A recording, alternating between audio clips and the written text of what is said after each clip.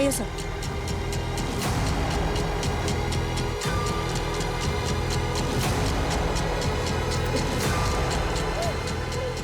सभी careful.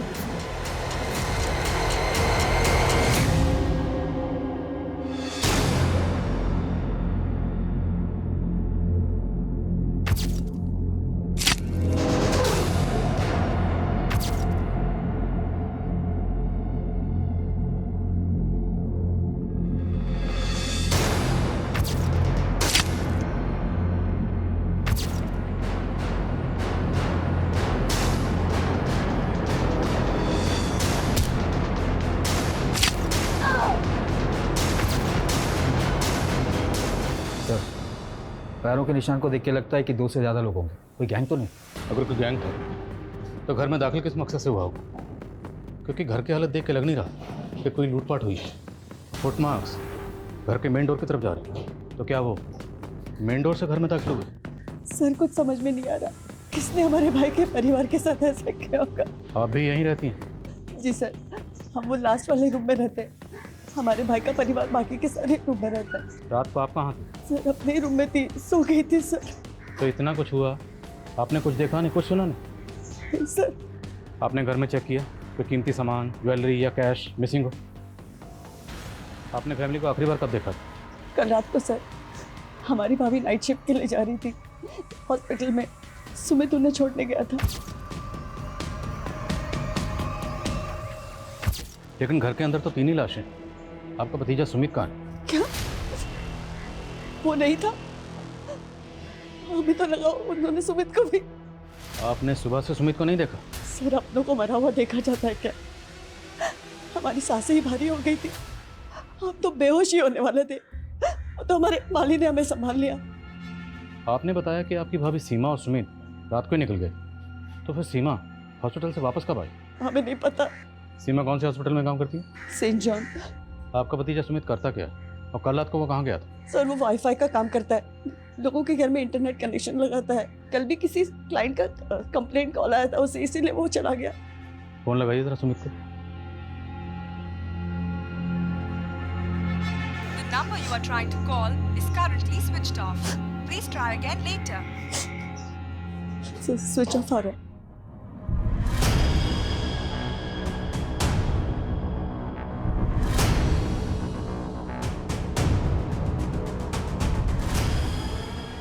Sir कोई murder weapon नहीं मिला। सर घर में कोई फोर्स एंट्री के निशान भी नहीं है, ना लूट ना चोरी।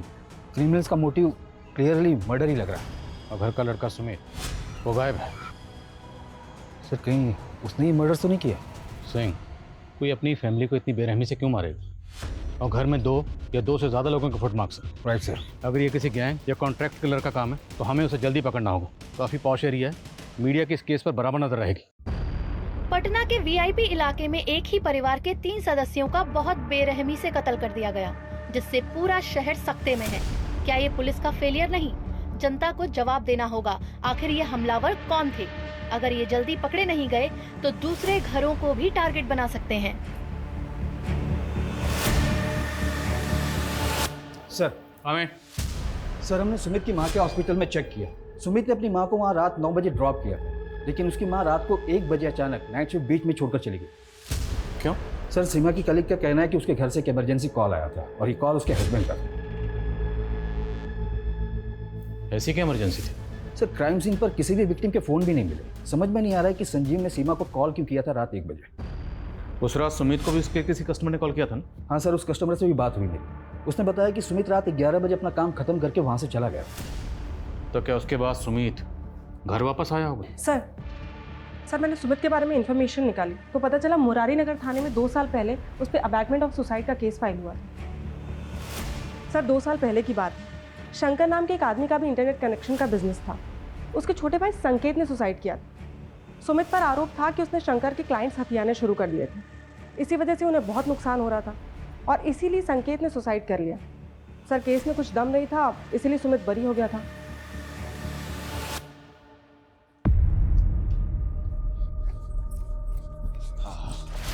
साले कोर्ट भरी कर दिया तुमको, लेकिन हम नहीं छोड़ेंगे। तुम्हारी वजह से हमारा भाई मरा, हम तुमको भी नहीं छोड़ेंगे साले। इसके लिए हमको जेल क्यों ना जाना पड़े।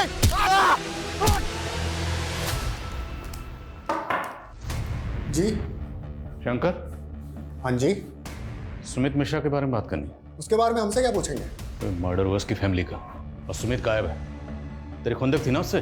खुंदक का ही नहीं होगी सर। उसकी वजह से हमारे छोटे भाई संकेत ने सुसाइड कर लिया। पर कोर्ट में तो कुछ साबित नहीं होता। कोर्ट ने तो सुमित को छोड़ दिया था और उसके बाद तुमने सुमित को जान से मारने की धमकी दी थी।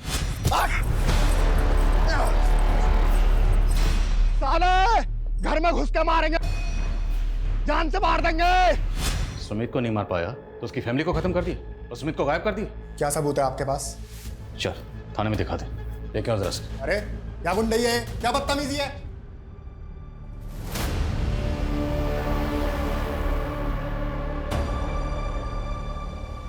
लाइए मैडम, हम साफ कर देते हैं। चुप रहो तुम, किसी काम के नहीं रहे।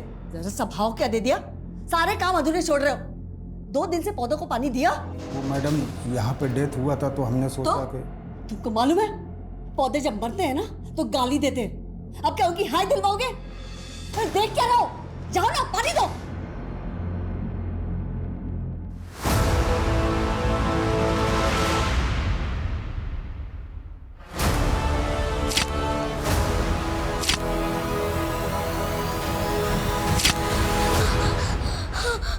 माई माई माई क्या हो गया छोरे? माई वो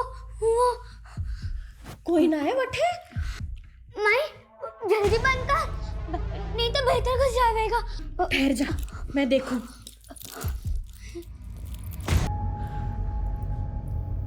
कुछ ना है छोरी, हरा भरा में है। माई बहुत बुरा है वो, मार डालेगा मारे को। कुछ ना होगा लाडू, चिंता मत कर। थारी माई है ना, कुछ ना होगा थारे को। ये संजीव मिश्रा प्रोफेसर था, 1 साल पहले रिटायर हुआ। उसकी बीवी 20 साल से वर्किंग वुमेन थी, तो दोनों मियाँ बीवी के मिला के अच्छी खासी इनकम होगी। फिर भी ये दोनों संजीव की बहन के घर पे रह रहे थे, जबकि पटना में खुद का घर है, लेकिन वो घर इन्होंने किराए पे दे रखा है। आखिर ऐसा क्यों? सर, संजीव की बहन काफ़ी छोटी उम्र में विधवा हो गई थी और इनके आपसी रिश्तों में अभी तक कुछ बुरा सुनने को नहीं मिला है। शंकर की क्या अपडेट? सर, इंक्वायरी चल रही है, लेकिन उसे सिर्फ शक के बिना पर और अंदर नहीं रख सकते। जाने दो उसे, लेकिन नजर रखो, हो सकता है उसी ने सुमित को जानबूझ के गायब किया हो ताकि हमारा शक सुमित पे बना रहे। जी सर। सर काम है। सर हमें बताया गया था कि रिचा मर्डर से 2 दिन पहले डॉक्टरेट करके चाइना से वापस आई, लेकिन सर उसका सीडीआर कुछ और कह रहा है। सर रिचा का फ़ोन पिछले 6 महीने से पटना में ही एक्टिव था। मैंने इमिग्रेशन डिपार्टमेंट से कंफर्म किया, वो 6 महीने पहले ही पटना आ गई थी। व्हाट? यस सर, लेकिन वो 14 तारीख को अपने घर गई थी। और 2 दिन बाद उसका उसकी फैमिली के साथ कत्ल हो गया। आखिर ये चक्कर क्या है? और अगर वो 6 महीने से पटना में थी तो पटना में कहाँ थी? सर मैंने पता किया है, वो किसी डॉक्टर गौतम कश्यप के क्लिनिक में प्रैक्टिस कर रही थी। तो मिलते हैं इस डॉक्टर कश्यप से और रिचा की फैमिली की एक एक डिटेल पता करो। शायद इस फैमिली का कोई ऐसा राज है जो अभी तक सामने नहीं आया। अच्छा, जा रहे हैं हम। हाँ 1 मिनट, आज फिर उल्टी सर पहन ली। अरे ध्यान ही नहीं रहा, अभी सीधे कर लेते हैं। सुमित, इस बार छुट्टियों के बाद चाइना जाने का मन नहीं कर रहा। क्या बात कर रही हो दीदी? अभी तो 1 पूरा साल बचा है, फाइनल एग्जाम्स नहीं देनी आपको?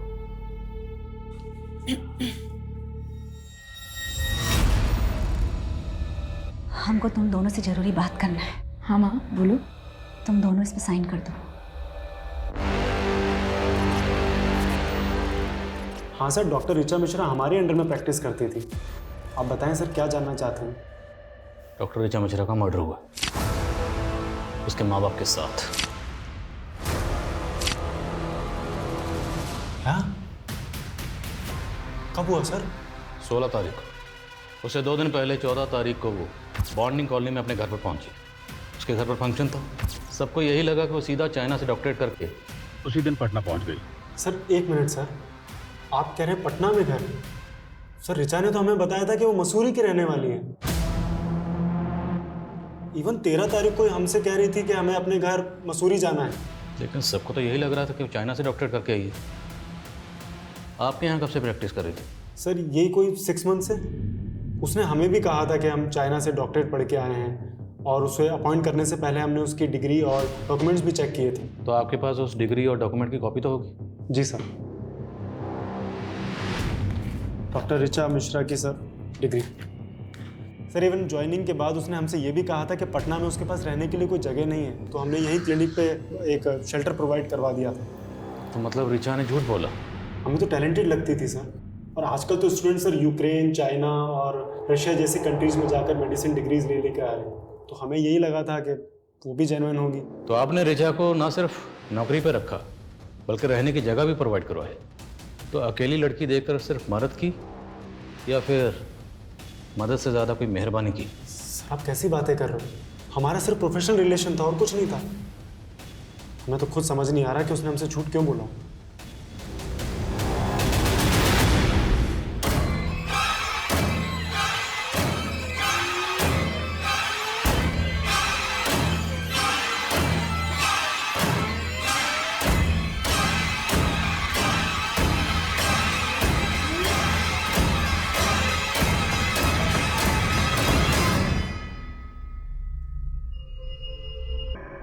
थारी माई ने इस काड्डे में मंत्र फूक दिए हैं। अब देख थारा भूत कैसे छू मंतर हो जावेगा। डर मत छोड़, आजा उठ।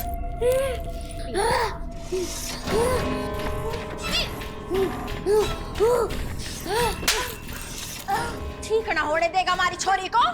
अरे मैं भी पक्की जादूगरनी हूँ, करके ही मानूंगी हमारी छोरी को।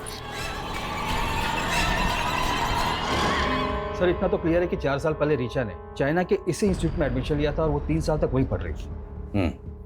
लेकिन सवाल ये है कि अगर ऋचा पिछले 6 महीने से पटना में रह रही थी तो पिछले 6 महीने से अपने माँ बाप से दूर क्यों रह रही थी, वो भी माँ बाप को बिना बताए? 14 तारीख को ऋचा अपने माँ बाप के पास आई और 16 तारीख को ऋचा और उसके माँ बाप का कत्ल हो गया। और 16 तारीख से ही ऋचा का भाई सुमित गायब है। वो कहाँ गायब है कुछ पता नहीं चल रहा। सर ऋचा की बुआ के मुताबिक 14 तारीख को सुमित ही ऋचा को एयरपोर्ट से लेकर आया था। तो मुमकिन है कि सुमित जानता होगा कि ऋचा पिछले 6 महीने से पटना में थी।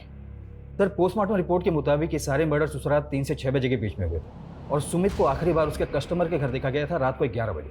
उसके बाद वो कहाँ गया कोई ट्रेस नहीं मिल रहा। पर पोस्टमार्टम रिपोर्ट के मुताबिक मर्डर वेपन क्या रहा होगा? सर पोस्टमार्टम डॉक्टर का कहना है कि संजीव और सीमा की बॉडी पे जिस तरह के जख्म मिले वो कोई यू शेप का धारदार हथियार होगा। यू शेप धारदार हथियार क्या होगा? सर हम ऋचा के मूवमेंट चेक कर रहे थे तो एक ट्रैफिक पुलिस से इन्फॉर्मेशन मिली है 14 तारीख को ऋचा और उसके भाई की गाड़ी 2 बाइकर से टकराई थी। सर उन दोनों लड़कों ने ऋचा और उसके भाई पे हमला करने की कोशिश भी की। सर ट्रैफिक पुलिस ने उन दोनों लड़कों का पता लगा लिया था लेकिन ऋचा और उसके भाई ने गवाही देने से मना कर दिया, इसलिए कोई केस ही नहीं बना। वो दोनों लड़के कौन थे?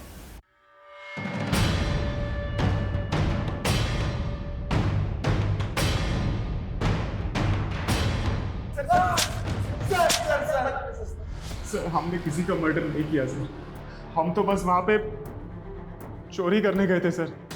चोरी करने गए थे? हाँ सर, वो भी उस लड़की के कहने पे। कौन लड़की? ऋचा, वो डॉक्टर।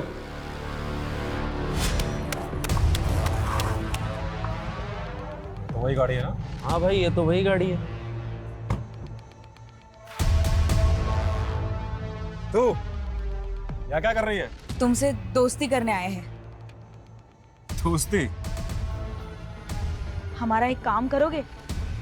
उस काम के लिए हम तुम्हें पैसे भी देंगे।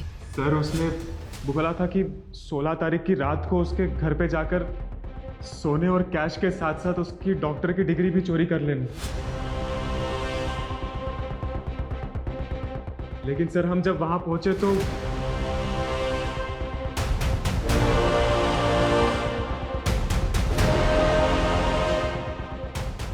हम जैसे ही वहां पहुंचे वो पहले से ही मरे हुए थे। ऋचा के साथ जो लड़का आया था वो लड़का कौन था? नहीं मालूम सर।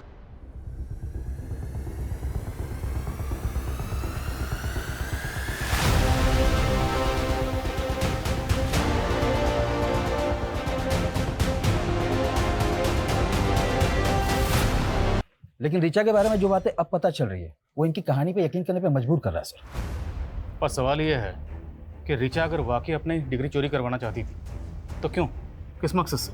सर हो सकता है वाकई ये दोनों किसी के कहने पे कहानियां बना रहे हो, शायद शंकर। ये दोनों किसी लड़के का भी जिक्र कर रहे हैं जो रिचा के साथ था। वो लड़का कौन होगा? और अगर मान लो रिचा गहनों और पैसों के साथ अपनी डिग्री भी चोरी करवाना चाहती थी तो चोरी तो हुई नहीं, मतलब डिग्री अभी भी वहीं होगी।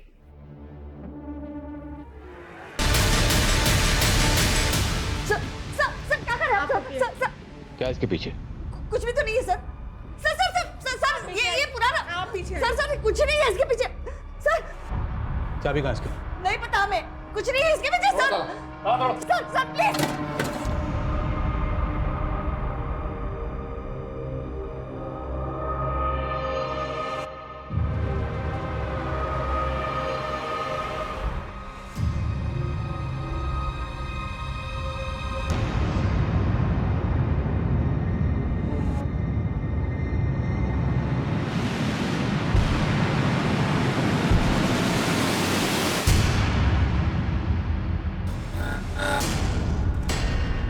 हमें नहीं पता सर वो कंकाल उस कमरे में कैसे आया। सच बोल रहे हैं हम। कैसे नहीं जानते? जिस घर में 3-3 मर्डर हुए हैं उसी में कंकाल मिला, और वो भी उस कमरे में जो पीछे से जाकर बिल्कुल तुम्हारे कमरे से जुड़ता है। उस कमरे का जो दरवाजा है अलमारी लगा के उसे छुपाया क्यों गया? सर वो कमरा जो है ना 20-25 साल से ऐसे ही है, वास्तु दोष है उस कमरे में। 20-25 साल? और 20-25 साल पहले ही तुम्हारे पति की मौत हुई थी। कहीं वो कंकाल तुम्हारे पति का तो नहीं? क्या बोल रहे हैं सर? हमारे पति जो है ना दमे से मरे थे और हमने उनका ठीक तरह से अंतिम संस्कार किए थे। तो अब ठीक से बताओ उस कंकाल की कहानी क्या है, किसका है और उसे वहाँ कौन लाया? हमें तो लगता है ना ये सब जो है ना रीचा ने किया है, मेडिकल करके आई है ना, उसी ने रखा होगा वो कंकाल उधर। वो सिर्फ 2 दिन पहले घर आई थी। सर वो थी तो पटना में ही ना, आप ही बोले थे। सर हम कह रहे हैं आपको ये सब उसी का करा धरा है, उसी ने पूरे परिवार को व्यस्त कर दिया। परिवार? सुमित को लेकर पॉजिटिव थे ना, और शायद ये बात तुम्हारे भाई और भाभी को पसंद नहीं थी, इसलिए भाई भाभी भतीजी सब मर गए, और शायद सुमित जिंदा, और शायद सुमित को तुमने कहीं गायब किया। कब से इल्जाम लगाए जा रहे हैं आप? छोटी उम्र में हमारे पति मर गए, विधवा हो गए, इसका मतलब कातिल नहीं है हम। अब और कुछ भी टॉर्चर करेंगे ना, बहुत तकलीफ हो रही है हमें। सोनल हॉस्पिटल लेकर जाओ।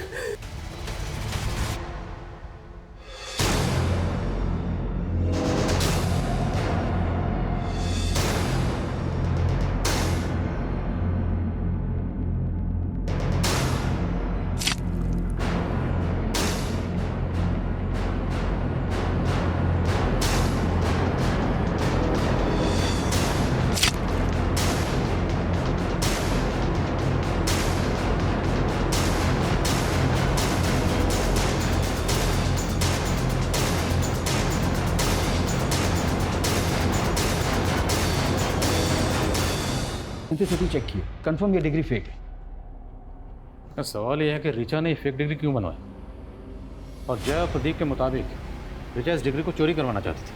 क्यों? ये दोनों लड़के हमें घुमा तो नहीं रहे? सर इन लड़कों से उस लड़के का स्केच बनवाते हैं, हो सकता है कि इस कहानी का कनेक्शन उस लड़के से जुड़ा हो।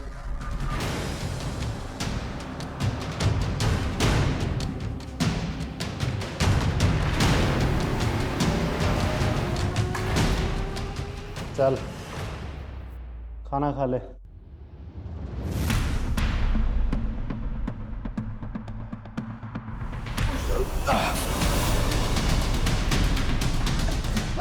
छोड़ो मुझे, छोड़ो मुझे।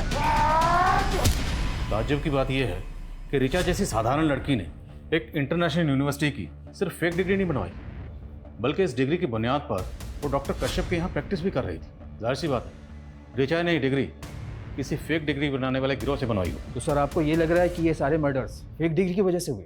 इस गिरोह को ढूंढना हमारी रिस्पॉन्सिबिलिटी, क्योंकि इस गिरोह ने सिर्फ एक फेक डिग्री तो नहीं बनाई होगी, और भी डिग्रीज बनाई होंगी, और उन डिग्रीज को लेके बाकी लड़के लड़कियां अलग अलग जगह पे डॉक्टर बनके प्रैक्टिस कर रहे होंगे। ये लोगों की जान के साथ बहुत बड़ा खेल हो रहा है। हम इस एंगल में काम करते हैं। और सर जिस अलमारी में हमें डिग्री मिली थी उसमें ये एफिडेविट मिला है सर, और नीचे सुमित और रिचा का साइन भी है सर। तुम दोनों इसमें साइन कर दो।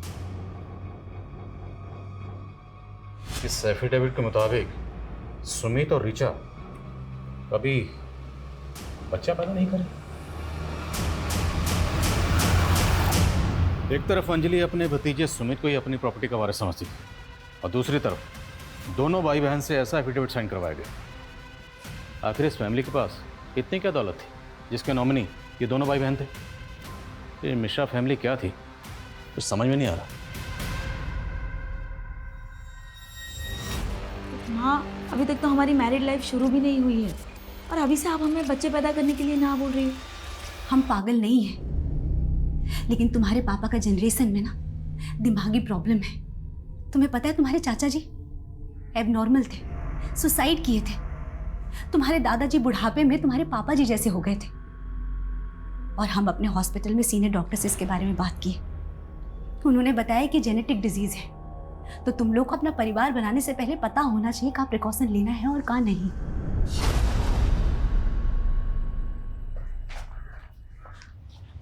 सर जय और प्रदीप ने इस लड़के की स्केच बनवाई है जो कि उस रिचा के साथ। सर मैंने रिचा के सीडीआर को भी चेक किया, उसमें एक नितिन नाम के लड़के का नंबर मिला है। सर ये नितिन की फोटो है और ये स्केच दोनों मैच कर रही है। जय और प्रदीप ने भी कंफर्म किया कि यही वो लड़का था जो कि उस दिन रिचा के साथ। सर हमने रिचा को पहले ही कहा था कि उन लड़कों से ऊटपटांग काम ना करवाए, पर उसने एक नहीं सुनी। और सर सच बताए तो हम उसके साथ जाना भी नहीं चाहते थे, पर उन लड़कों से उसे अकेले बात करने में बहुत डर लग रहा था, इसलिए हमें जाना पड़ा। तो जानता था ना कि रिचा ने उन दोनों को, प्रदीप और जय को, घर पे बुलाया था? सर सच बता रहे हैं, हम कुछ नहीं जानते। तुझे पता था ना कि रिचा चाइना से पटना वापस आ गई, उसने फेक डिग्री बनवाई। कहाँ से बनवाई थी? तुमने मदद की थी? नहीं सर, हम तो पहले से रिचा के इस कदम के खिलाफ थे, पर वो बहुत प्रेशर में आ गई थी क्योंकि वो फेल हो गई थी। नितिन, हम तो डॉक्टर बनना ही नहीं चाहते थे, हम तो सिंगर बनना चाहते थे। लेकिन हमारे पेरेंट्स, जब से हमने होश संभाला ना, कूट कूट के दिमाग में भर दिया कि हमें सिर्फ डॉक्टर बनना है। रिचा, पर तुमने कोशिश तो की थी ना। अब तुम फेल हो गई तो कोई बात नहीं, एक बार फिर से ट्राई करो। 45 लाख का खर्चा किया है उन्होंने हमें चाइना भेजने के लिए। किस मुंह से कहे कि हम फेल हो गए? फिलहाल ना फेक डिग्री का जुगाड़ कर लेते हैं, फिर कुछ कमा लेंगे और उस कमाई से हमारा डॉक्टरेट पूरा कर लेंगे। सर रिचा ने अपने फैमिली प्रेशर में आके कभी कोई सही डिसीजन लिया ही नहीं। उसे तो हमेशा यही डर लगा रहता था कि गलती से अगर उसकी फेक डिग्री पकड़ी गई तो उल्टा और फंस जाएगी, इसलिए वो उसे चोरी करवा के टेंशन फ्री होना चाहती थी। Tension free? उसी फेक डिग्री को दिखाकर वो डॉक्टर के यहाँ प्रैक्टिस कर रही थी। आई नो सर, पर किसने किया, कब किया, क्यों किया, उसके पेरेंट्स का किसने खून किया, सर हमें कुछ नहीं पता। रिचा का भाई सुमित कहाँ है ये तो जानता होगा ना? सर हम कुछ नहीं जानते, हम सच बता रहे हैं।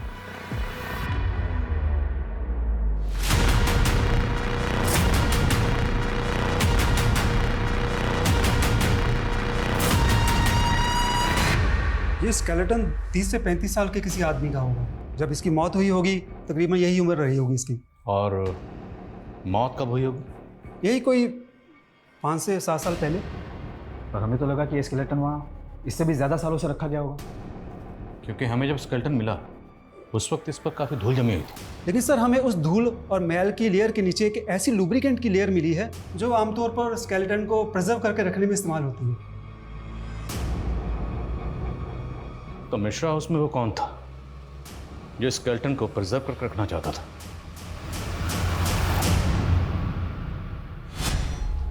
रिपोर्ट यहाँ रख रहे हैं। आगे आप लोग क्या कहा डॉक्टर ने? लड़का है ना? दीदी, सीमा चेक करवाने से मना कर दिए। लड़का होगा या लड़की है तो पैदा होने के बाद ही पता चलेगा। लेकिन हम बोले ना तुमसे, हमको अपना बेटा चाहिए। गर्भ हमारा है और हक आप जता रही हैं। हम विधवा नहीं होते ना तो तुमसे तुम्हारा बच्चा कभी नहीं मांगते। तो कर लीजिए ना दूसरा शादी, किसने रोका है? नहीं कर सकते ना, बात है हम। सर भले ही स्केलेटन को प्रिजर्व करके रखा जा रहा था, लेकिन किसी आम आदमी के लिए स्केलेटन का इंतजाम करना इतना आसान काम नहीं है। मैंने ऐसे केसेस के बारे में सुना है जहाँ पर कब्रिस्तान से स्केलेटन गायब करके उनकी खरीद फरोख्त की जाती है। सिंह, आजकल इस तरह की खरीद फरोख्त डार्क वेब के जरिए भी होती है। डार्क वेब एक ऐसी काली दुनिया है जहाँ पर इलीगल हथियारों से लेकर हर तरह की इलीगल और बैन चीज़ों की खरीद फरोख्त होती है। सर इसमें तो साइबर सेल की एक्सपर्टीज़ है और ये सोर्सेज को ढूंढने में तो काफ़ी वक्त लग जाएगा। चांस तो लेना पड़ेगा। इस केस को सॉल्व करने के लिए हमें इस केस की जड़ तक जाना होगा। इस केस से जुड़े हर शख्स के डिजिटल फुटप्रिंट चेक करो, शायद कोई क्लू मिले। सर हमें सर हमने मिश्रा फैमिली की पिछले 4 साल की जीपीएस हिस्ट्री चेक की है सर। उसमें सुमित और उसकी माँ सीमा की 2 साल की जीपीएस हिस्ट्री चेक करने वाली है सर। सर करीब 2 साल पहले सुमित और सीमा राजस्थान के धुमनी गांव गए थे सर। कई सालों पहले इस गांव को हॉन्टेड माना जाता था। रूमर्स थे कि इस गांव में भूत प्रेत हैं। तो ये दोनों माँ बेटा उस गांव में क्या करने गए थे? इनका उस गांव से कोई कनेक्शन? नहीं सर, ये दोनों तो बिहार से ही बिलोंग करते हैं। तो हमें पता करना होगा कि सुमित और उसकी माँ उस गांव में क्या करने गए थे।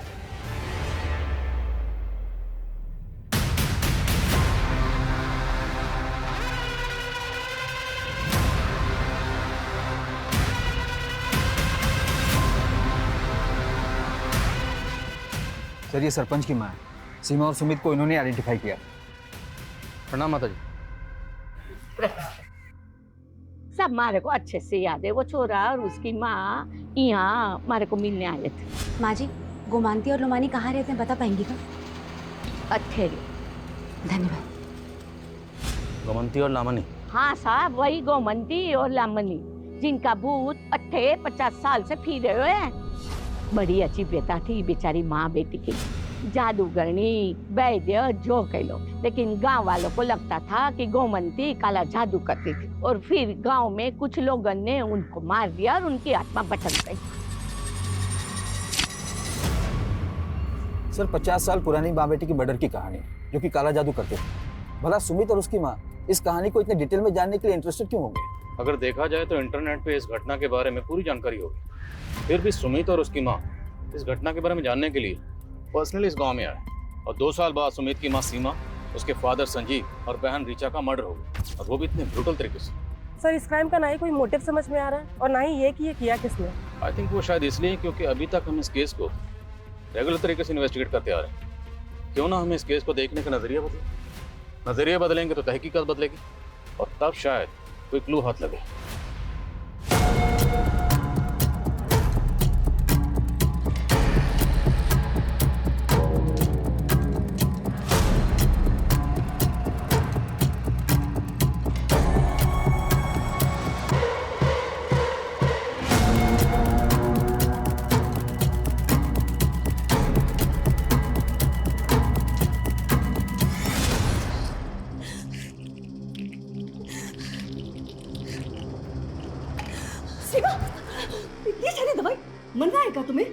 हमें इस घर में ब्याहना ही नहीं चाहिए था। आप सब लोगों ने हमसे ये बात छुपाई कि संजीव जी को दिमाग का दौरा पड़ता है और आप लोग की जनरेशन में सबको यही बीमारी था। कहीं इसका असर हमारे बच्चों पे पड़ा तो? ऐसा कुछ नहीं होगा। रिया 3 साल की हो गई है ना, कुछ हुआ उसे? नहीं ना, बच्चा भी स्वस्थ होगा। सर हमने सस्पेक्ट और विक्टिम से जुड़े सभी लोगों की लिस्टिंग की थी, लेकिन उसमें एक नाम ऐसा भी है जिस पर हमारा ध्यान ही नहीं गया, और वो है डॉक्टर गौतम कश्यप, जिसकी क्लिनिक में ऋचा काम करती थी और उसके घर का इंटरनेट कनेक्शन सुमित ने लगाया था। मतलब डॉक्टर कश्यप सिर्फ ऋचा को नहीं, उसके भाई सुमित को भी जानता था।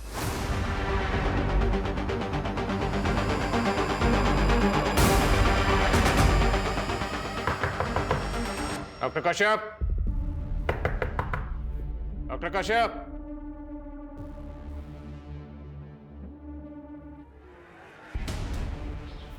दरवाजा तोड़ो।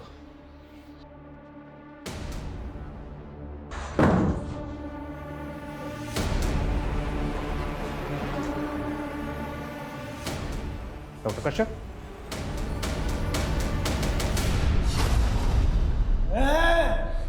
अगर माँ बेटी ने अलग करवा की कोशिश की तो काट और फेंक दो रे।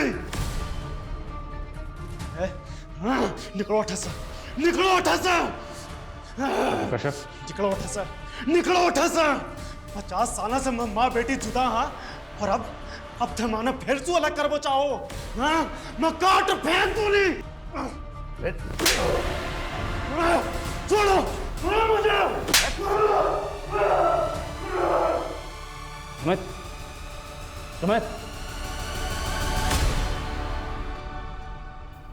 क्या बात कर रहे हो डॉक्टर गौतम? पिछले जन्म में हम लड़की थे।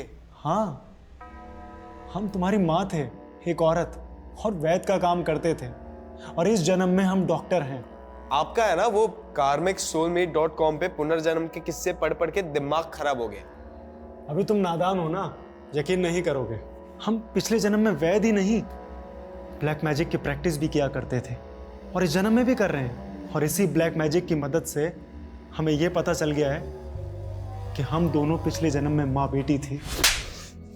तुमने सुमित को फालतू कहानियां सुना के सुमित को हासिल करने के लिए तूने उसकी पूरी फैमिली खत्म कर दी। सिर्फ हमने ही नहीं, हमारे बेटे ने भी हमारा साथ दिया। जिन 3 लोगों ने 50 साल पहले हमें मारा था, हमने उन्हें मारकर अपना बदला पूरा किया है। गुमानती यानी हम और लामानी यानी तुम। ठीक 50 साल पहले 11 मई को हम दोनों मरे थे। और जिस दिन हम मरे थे उस दिन पूर्वा फाल्गुनी नक्षत्र था, और जिस दिन हम पैदा हुए उस दिन भी पूर्वा फाल्गुनी नक्षत्र ही था।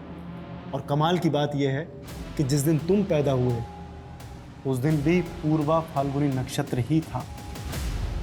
तो क्या पिछले जन्म में हम सच में आपकी बेटी थे? हाँ, हम दोनों माँ बेटी थे। और हम दोनों को जिन 3 लोगों ने मार दिया था,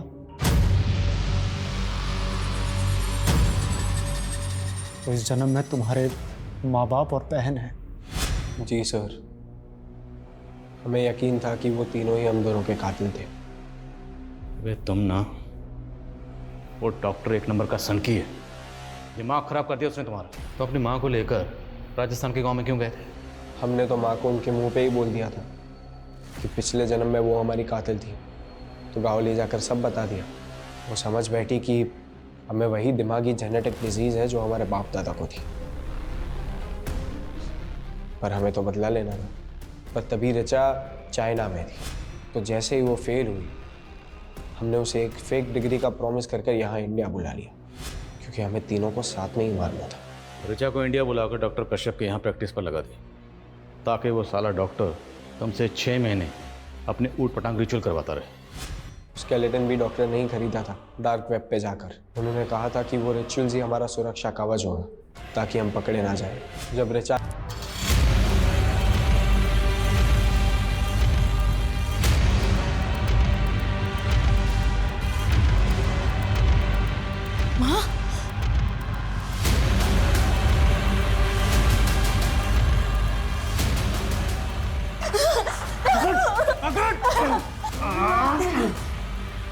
डॉक्टर ने तो बड़ी लंबी प्लानिंग कर रखी है।